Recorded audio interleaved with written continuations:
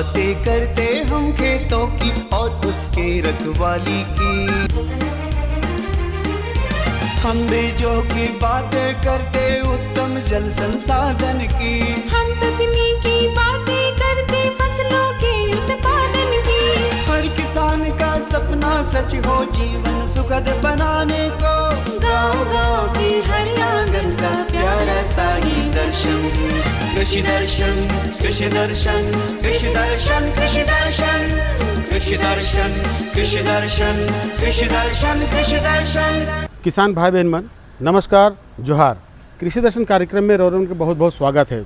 और किसान भाई बहन मन जैसन कि रोरन में जानीला, हम कहिला हमेशा कि खेत हो या बारी, पशुपालन हो या फुलवारी, है नहीं। तो ऐसा जानकारी रोरन के लाइन के देविला।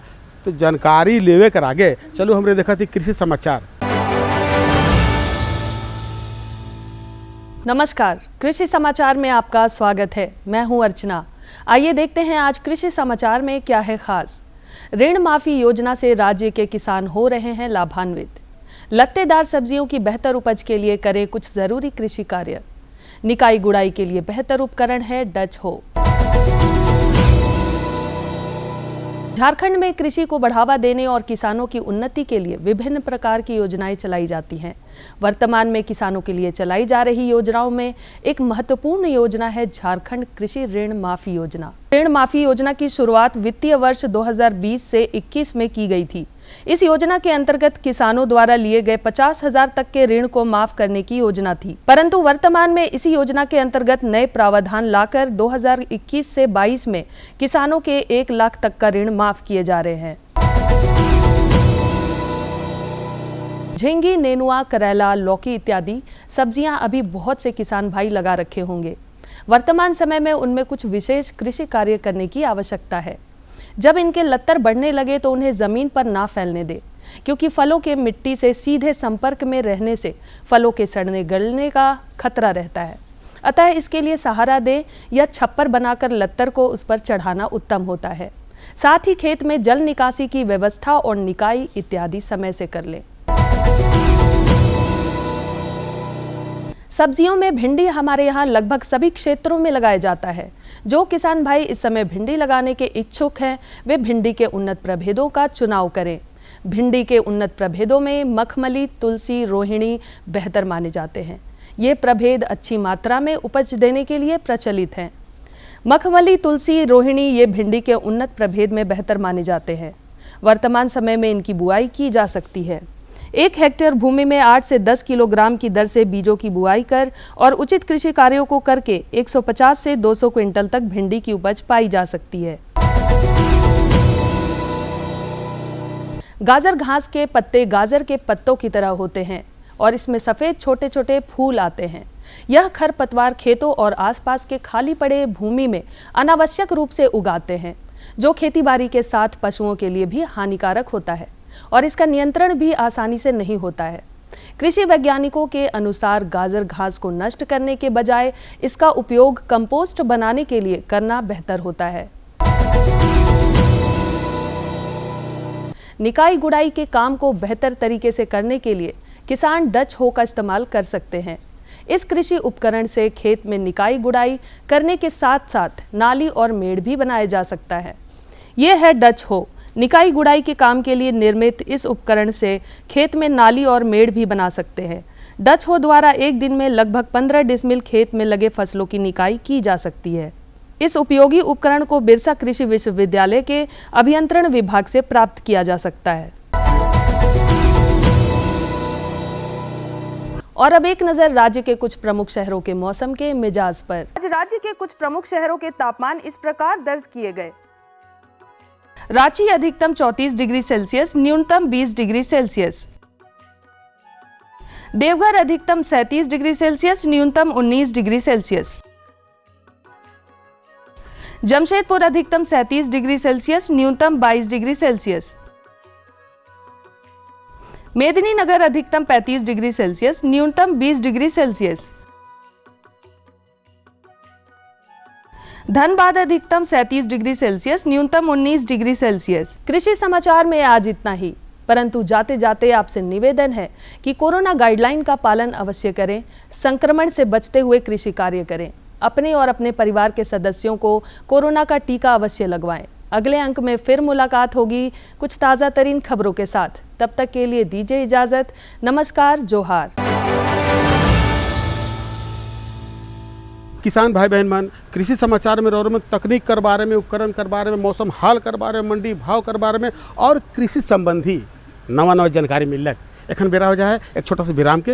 हम विराम के बाद घूर के आवा थी और उनके जानकारी देवा थी।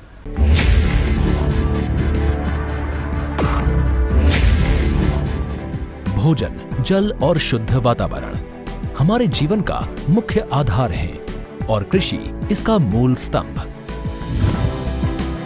पिछले 60 वर्षों में विज्ञान आधारित कृषि का व्यापक प्रसार हुआ है।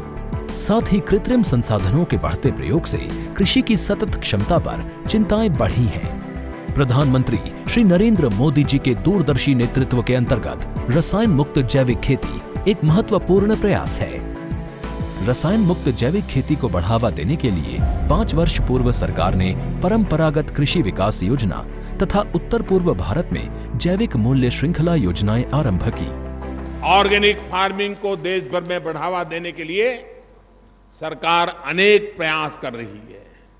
इसके लिए परंपरागत कृषि विकास योजना के तहत काम किया जा रहा है। न सिर्फ ऑर्गेनिक फार्मिंग को बल दिया जा रहा है, बल्कि उसके लिए वैल्यू एडिशन और मार्केट की व्यवस्था भी की जा रही है। भारत सरकार एवं किसानों के सम्मिलित प्रयासों से आज देश के लगभग 36 लाख किसान 38 लाख हेक्टेयर क्षेत्र में जैविक खेती कर रहे हैं। इसके अतिरिक्त हमारे देश के अनेक ऐसे क्षेत्र हैं जहां आज भी पारंपरिक जैविक खेती हो रही है। इन पारंपरिक जैविक क्षेत्रों को जैविक प्रमाणीकरण सुलभ कराने हेतु पीजीएस के अंतर्गत लार्ज एरिया सर्टिफिकेट का प्रावधान किया गया है। इस प्रक्रिया की विशिष्टता ये है कि इसमें प्रमाणीकरण मात्र 2 से 3 महीनों में हो जाता है, जबकि सामान्य परिस्थितियों में इसमें 2 से 3 वर्ष का समय लगता है। अंडमान निकोबार केंद्र शासित प्रदेश के कार निकोबार एवं नैन काउरी द्वीप समूह देश के सर्वप्रथम ऐसे प्रमाणीकृत जैविक क्षेत्र हैं। अभी हाल ही में संपूर्ण लक्षद्वीप को जैविक खेती के रूप में प्रमाणित किया गया है। वर्ष 2016 में सिक्किम राज्य पूर्ण जैविक कृषि राज्य के रूप में प्रमाणित हो चुका है। सुदूर उत्तर में हिमालय श्रृंखला के बीच स्थित लद्दाख ने भी पूर्ण जैविक के लक्ष्य की ओर बढ़ना शुरू कर दिया है। जैविक उत्पादों को बाजार सुलभ कराने तथा किसानों की उपभोक्ताओं तक पहुंच बनाने के लिए एक समर्पित जैविक खेती पोर्टल भी बनाया गया है। जैविक खेती पोर्टल के जानकारी मंच और विपणन मंच के माध्यम से किसानों को उच्च गुणवत्ता उत्पादन तथा बाजार उपलब्ध कराया जा रहा है। आशा है देश के सभी राज्य अपने जैविक क्षेत्रों का विस्तार करेंगे और देश में जैविक कृषि क्रांति को मजबूत करने में योगदान देंगे। जैविक उत्पादों की देश और विदेशों में बढ़ती मांग तथा जैविक उत्पादों का बढ़ता बाजार, किसानों की उपभोक्ताओं तक पहुंच तथा जैविक एफपीओ द्वारा जैविक कृषि व्यापार में भागीदारी हमारे किसानों को अपनी आय बढ़ाने का अवसर दे रहा है। पिछले 5 वर्षों में जैविक कृषि उत्पादों का निर्यात दोगुने से अधिक बढ़कर 7,000 करोड़ रुपए से अधिक का हो गया है और इसमें प्रतिवर्ष 20% से अधिक की वृद्धि हो रही है। उम्मीद है पारंपरिक क्षेत्र के किसान भी इस बढ़ते बाजार से लाभान्वित होंगे और जैविक कृषि आंदोलन को आगे बढ़ाएंगे। किसानों की मुस्कान समृद्ध हिंदुस्तान की है पहचान।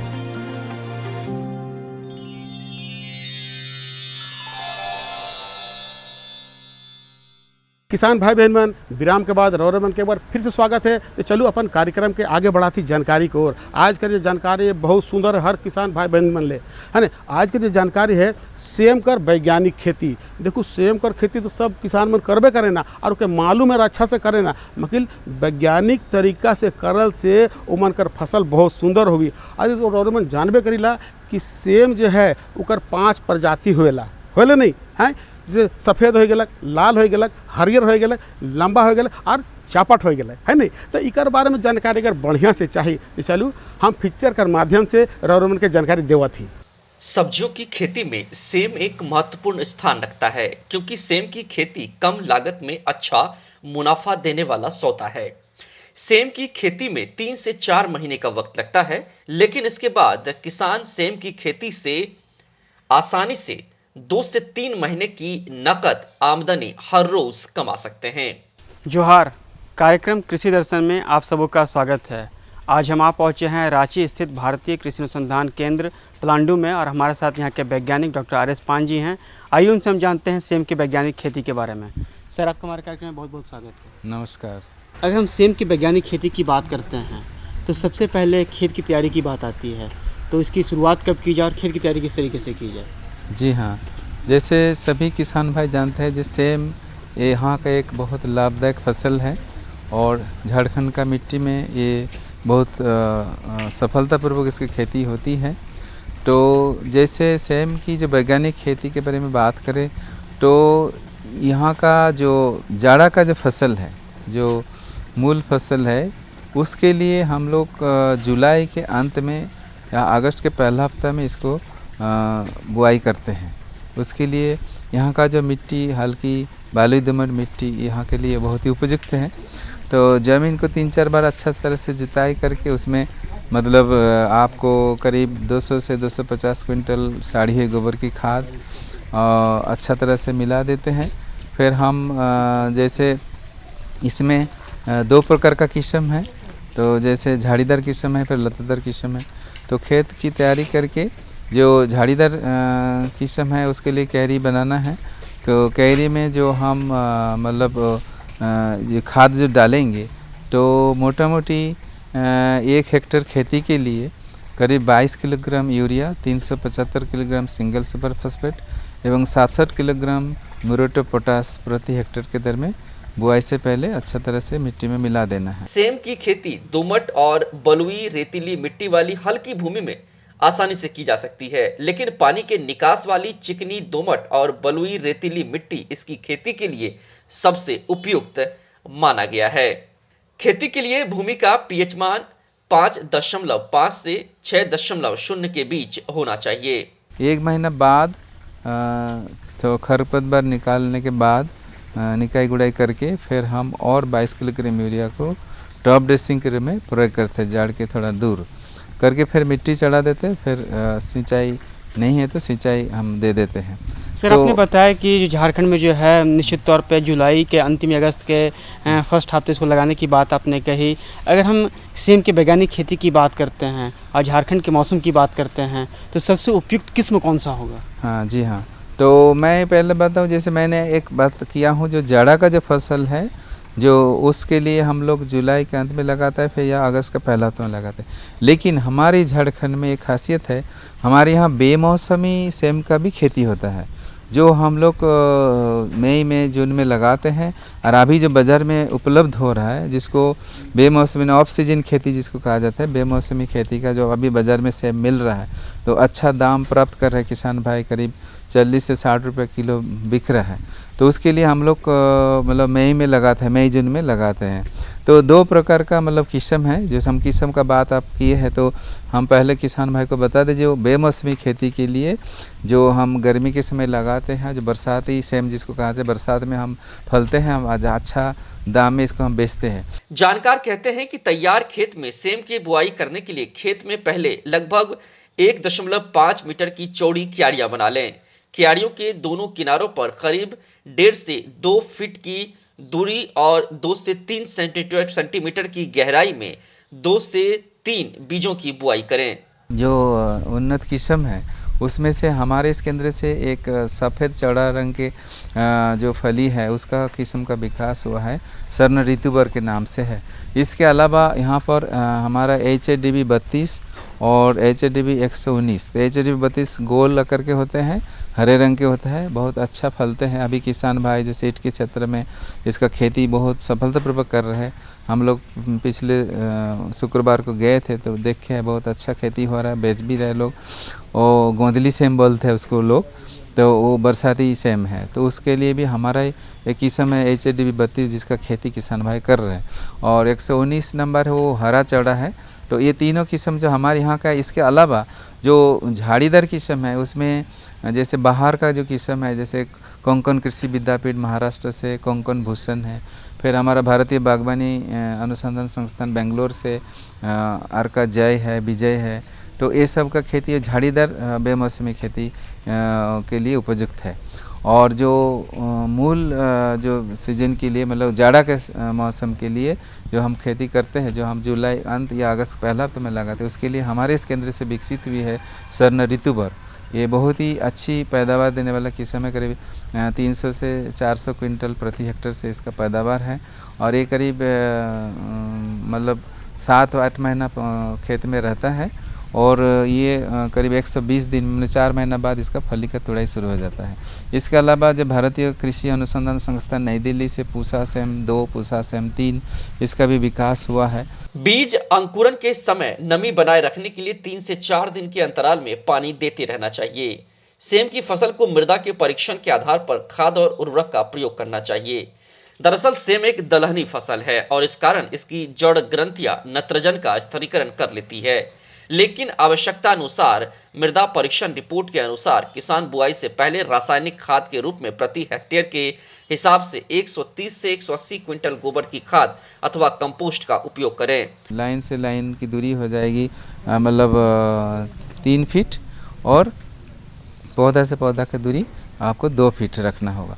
और 1 हेक्टेयर खेती के लिए करीब करीब आपको जो झाड़ीदार किस्म है उसके लिए 20 से 25 किलोग्राम बीज की आवश्यकता होगी, और जो लतादार किस्म के लिए 8 से 10 किलोग्राम। और किसान भाई ज़रूर ध्यान दें, जिस समय जो खेती कर रहे हैं, जो अभी भी नहीं लगाना चाहते हैं, तो बीज उपचार करके ही बीज का बुआई करें। तो जैसे बेबिस्टिन दवा 2 ग्राम प्रति किलोग्राम बीज के उसमें मिला के करें, या डाइथेनियम 45, तो उससे हमको बहुत सारा जो ज़मीन से जो बीमारी होता है उससे हमको फ़ायदा मिलेगा। तो इसलिए हमको बीज उपचार करके ही लगाना है। तो कहूँ सेम कर खेती कर बारे में कैसे जानकारी मिल लग, बेस जानकारी है ना। अरे भाई इसनी जानकारी तो रोरन के लाइन के देवी ला। तो चलो भाई किसान भाई बहन अपन कार्यक्रम के आगे बढ़ा थी दूसर जानकारी की ओर। दूसर जानकारी वो तो बहुत बढ़िया है, हर किसान भाई बहन मन ले। भाई धान फसल जो है इकर में कीट रोग प्रबंधन जो होएला, ये फसल के बर्बाद कर देवेला, किसान भाई बहन के नुकसान होएला। तो भाई इन नुकसान से बचे के है तो चलू हम सीधे चले थे हमरे के जो विशेषज्ञ साहब हैं उनकरे से बातचीत करती, उनकरे से जानकारी लेवाती है नहीं। जोहार, कृषि दर्शन कार्यक्रम में आपका स्वागत है। दर्शकों, आज हम आए हुए हैं ICAR हर पलांडू में।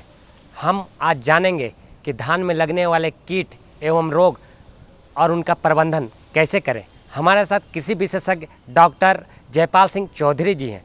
आइए हम इनसे जानते हैं कि धान में लगने वाले कीट रोग और प्रबंधन के बारे में। डॉक्टर साहब, आपका इस कार्यक्रम में स्वागत। नमस्कार किसान भाइयों, जैसे हम बात कर रहे हैं अभी आपका जो धान की फसल है खेतों में, अभी इसमें बाली आने का समय होने वाला है या कई जगह बाली आ चुकी है। तो इस समय में जो कीट और बीमारियां जो धान में लगती हैं उनके लिए आपको विशेष रूप से ध्यान देने की आवश्यकता है। इसमें सबसे पहले अगर हम ध्यान देंगे तो कुछ कीट और बीमारियां हैं जिनसे आपको बहुत ज़्यादा नुकसान होता है। खरपतवार जितना प्रबंधन करना था कर चुके हैं, लेकिन अभी का जो समय है वो कीट एवं बीमारियों के लिए बहुत महत्वपूर्ण है। अगर हम कीटों की बात करते हैं तो सबसे पहले क्योंकि बारिश में काफ़ी समय समय पर कभी ठहराव कभी फिर से बारिश होना, तो इस समय आपका जो खेत में धान के जो फसल है उसमें तना छेदक कीट की प्रकोप होने की संभावना है। तना छेदक कीट का सबसे जो महत्वपूर्ण जो लक्षण जो आपको दिखाई देगा, आपको सूखी हुई सफ़ेद बाली खेत में दिखाई देगी, जो इसका जो मुख्य लक्षण है, और आपको जो उपज है उसमें कुछ नहीं मिलती है। तो इस कीट के नियंत्रण के लिए किसान भाई इस समय में ज़रूर ध्यान दें। और इसके लिए मैं कुछ अभी अब हमारे पास में कीटनाशकों का ही एक लास्ट ऑप्शन बचा है जिसका हमें छिड़काव करना है।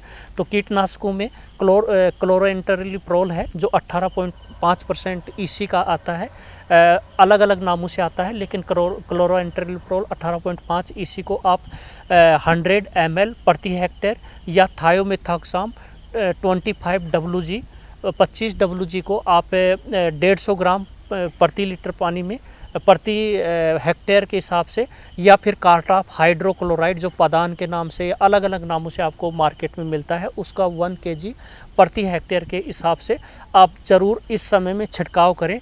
कहीं पे हो सकता है तो फ्लूवेंडामाइड फेम के नाम से जो मिलती है उस दवा को भी आप 125 ml प्रति हेक्टेयर के हिसाब से एक छिड़काव इस समय ज़रूर करें, तो इस कीट का नियंत्रण आपको ज़रूर आपका नियंत्रण हो जाएगा।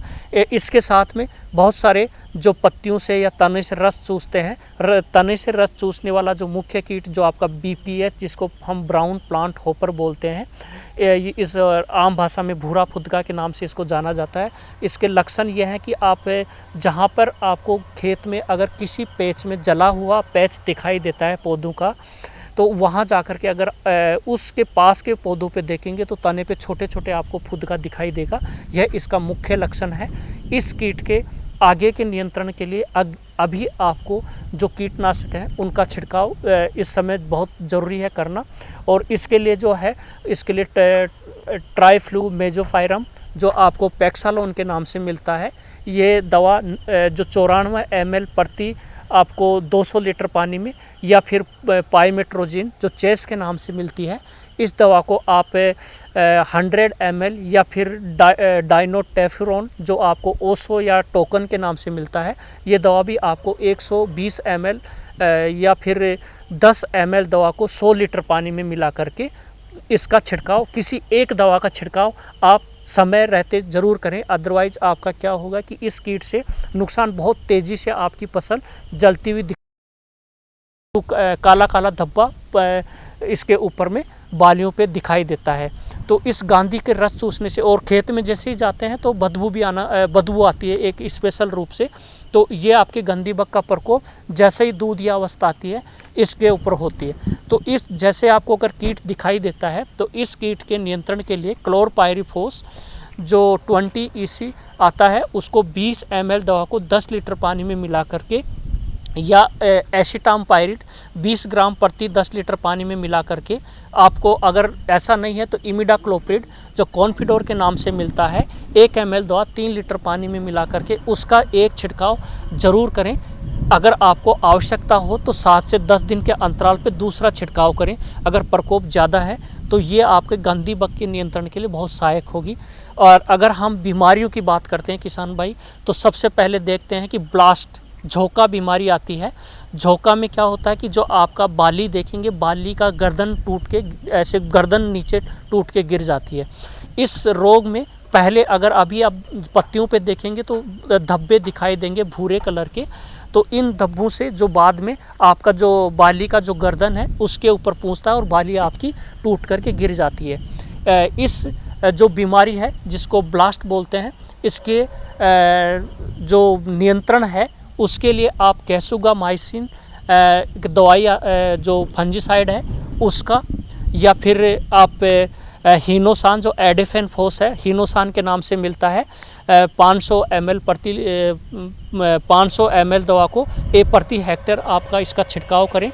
या ट्राइसाइक्लोजोल जो आपको ब्लास्ट ऑफ के नाम से मिलेगा 300 ग्राम, इस दवा को 500 लीटर पानी में मिला करके प्रति हेक्टेयर आप इसी समय छिड़काव करें तो आपको ब्लास्ट नामक जो बीमारी है इससे आपको राहत मिलेगी। तो देखो आज के जो दू जानकारी रोड के मिलला कैसन मिलला बेस है नहीं। अरे भाई मशीनी जानकारी तो रोड के लाइन के देवी लर कही लेके देखो रोड कोई जानकारी है या हमारे कोई जानकारी चाहिए तो पता के लिखो। पता है कार्यक्रम कृषि दर्शन द्वारा केंद्र निदेशक दूरदर्शन केंद्र रांची रोड रांची। मतलब हाँ, पिन कोड संख्या जरूर लिखो भाई, पिन कोड संख्या लिखो 834001। आज रोड में इजाजत दो, मतलब यह दिन और यह बेरा नवा जानकारी के साथ और उपस्थित हुआ। तब तक इजाजत दो, नमस्कार, जोहार। हम बीजों की बातें करते उत्तम जल संसाधन की, हम तकनीकी बातें करते फसलों के उत्पादन की। हर किसान का सपना सच हो जीवन सुखद बनाने को, गाँव-गाँव के हर आंगन का प्यारा सा ये दर्शन। कृषि दर्शन, कृषि दर्शन, कृषि दर्शन, कृषि दर्शन, कृषि दर्शन, कृषि दर्शन, कृषि दर्शन, कृषि दर्शन।